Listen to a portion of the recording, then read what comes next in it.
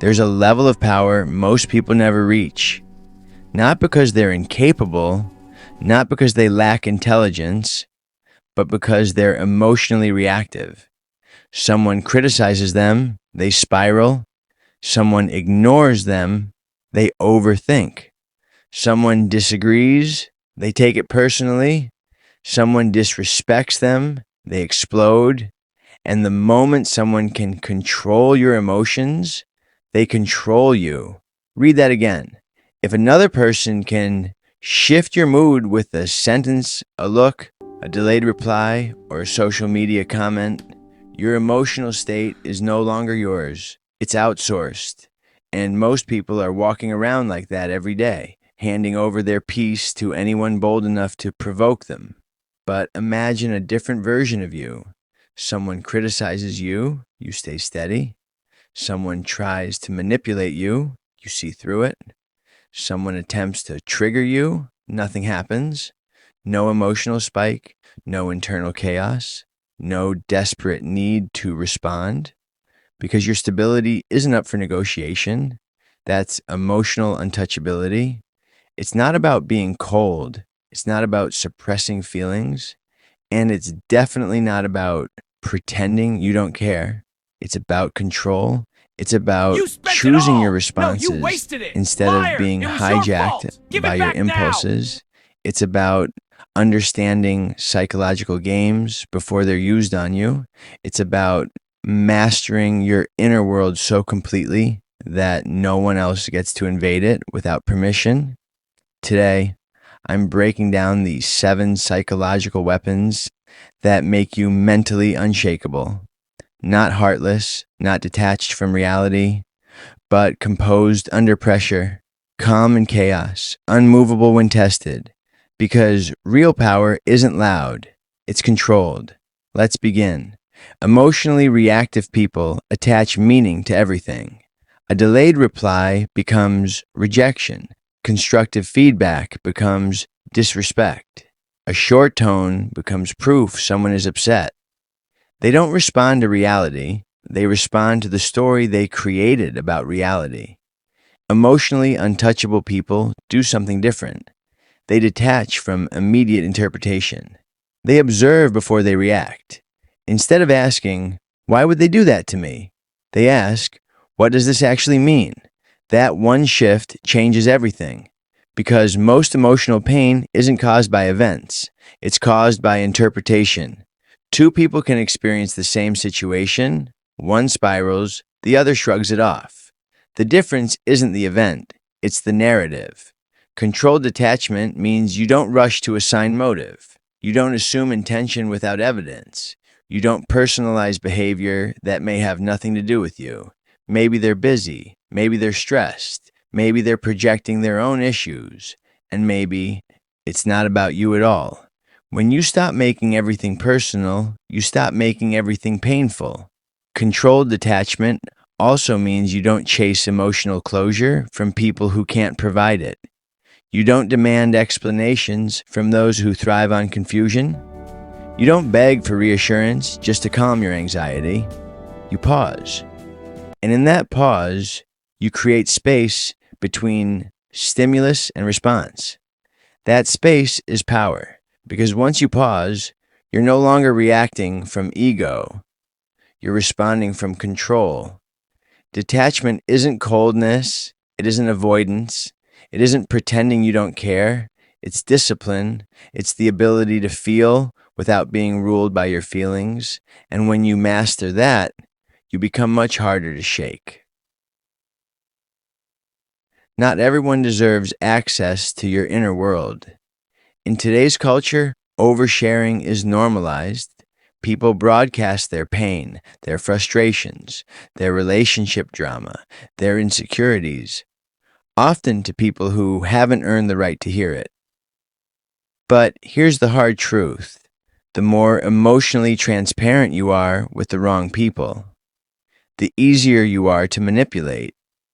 Emotionally untouchable people understand this. They don't overshare pain just to feel seen. They don't reveal deep insecurities to untested individuals. They don't react publicly when they're emotionally charged. They process privately. That doesn't mean they suppress emotions. It means they respect them. There's a difference.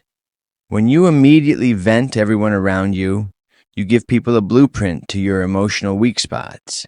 And not everyone who listens is rooting for you.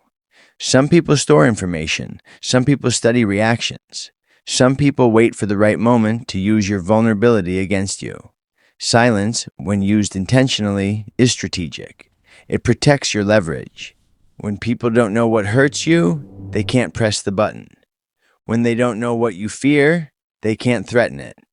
When they don't know your insecurities, they can't exploit them. This isn't about being fake. It's not about pretending you're invincible. And it's not about shutting down emotionally. It's about choosing who earns access. Trust should be built, not assumed. Vulnerability should be selective, not automatic.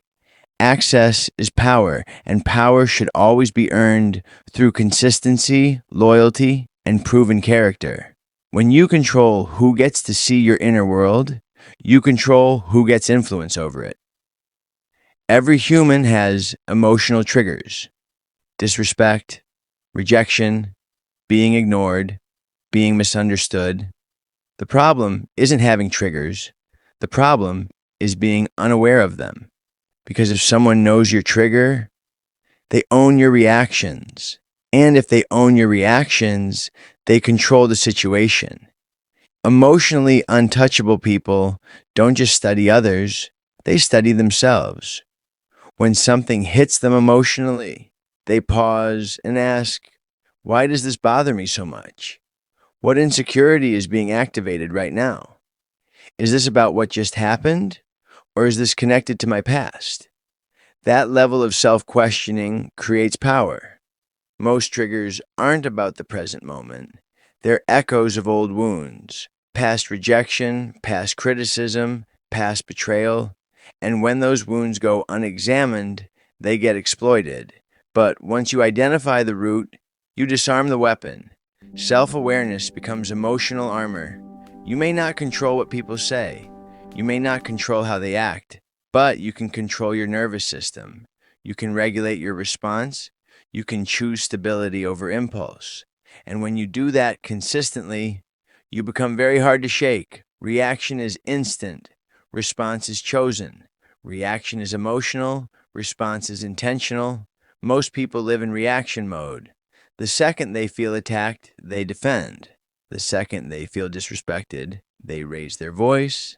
The second they feel challenged, they push back harder. But emotional untouchability requires restraint.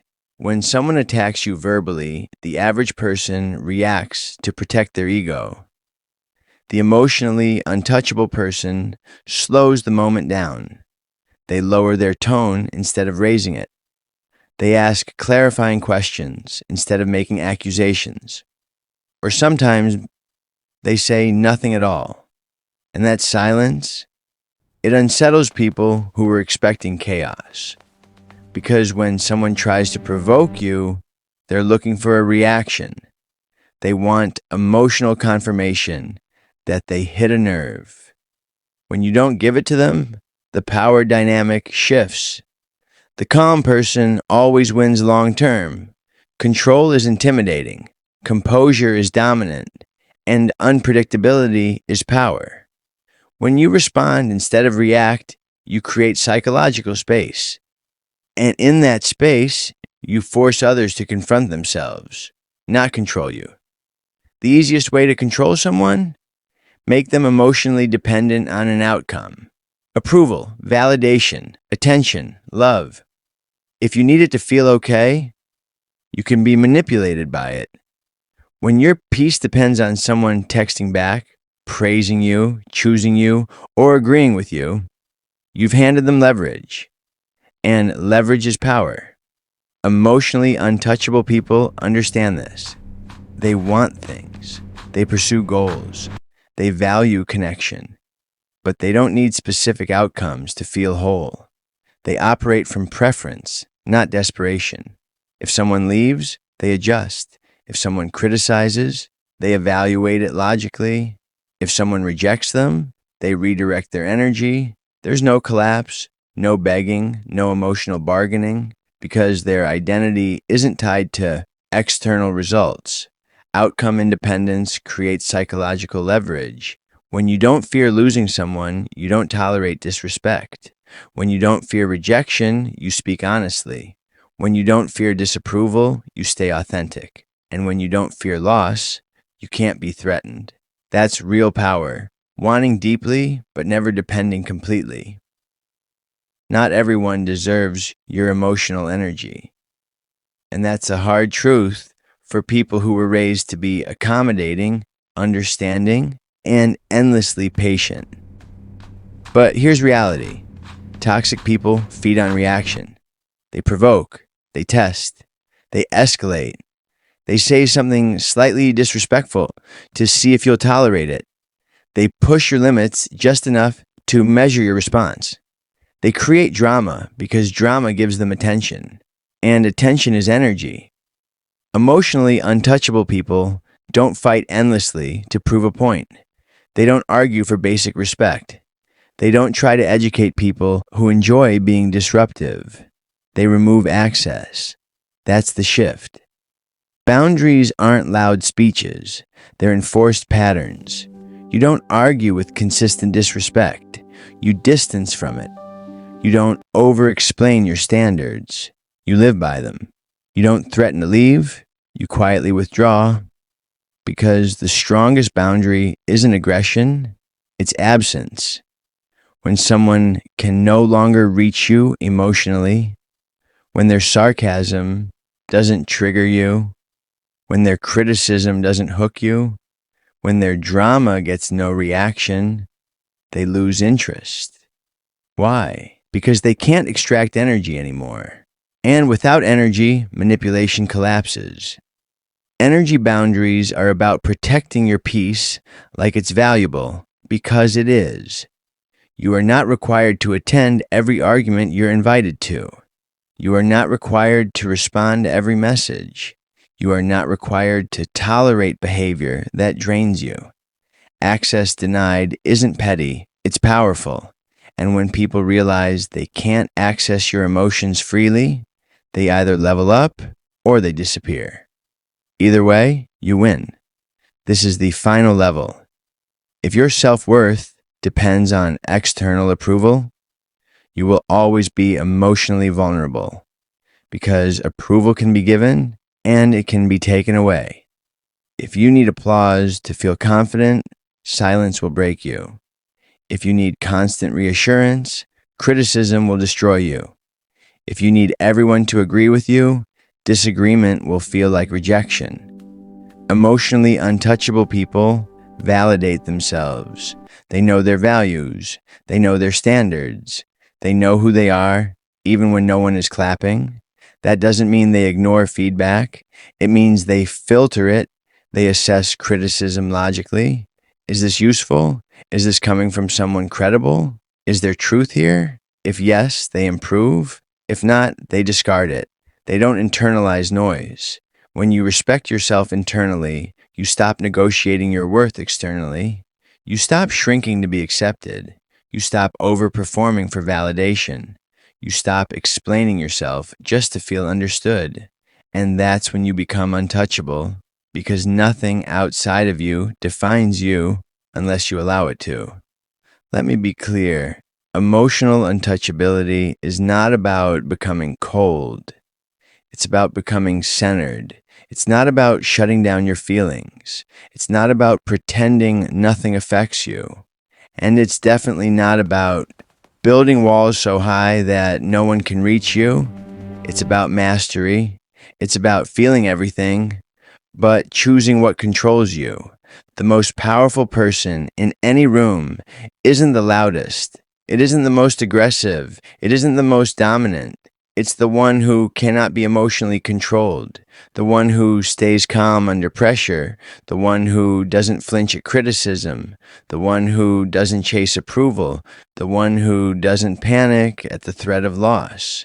Because when you stop reacting impulsively, stop oversharing your vulnerabilities, Stop chasing validation from people who haven't earned your respect. Stop fearing rejection and abandonment. You shift. You become psychologically dangerous, not dangerous in a destructive way, but dangerous in the sense that manipulation stops working on you. Guilt doesn't move you. Provocation doesn't shake you. Silence doesn't scare you. Criticism doesn't define you. And the moment people realize they can't trigger you, they treat you differently. Some will respect you more. Some will test you less. Some will quietly distance themselves because they no longer have access to your emotions. That's growth. If this resonated with you, subscribe for more psychology-backed insights on power, confidence, and human behavior. And comment below, which of these 7 weapons do you need to develop most? Because emotional control is the highest form of power.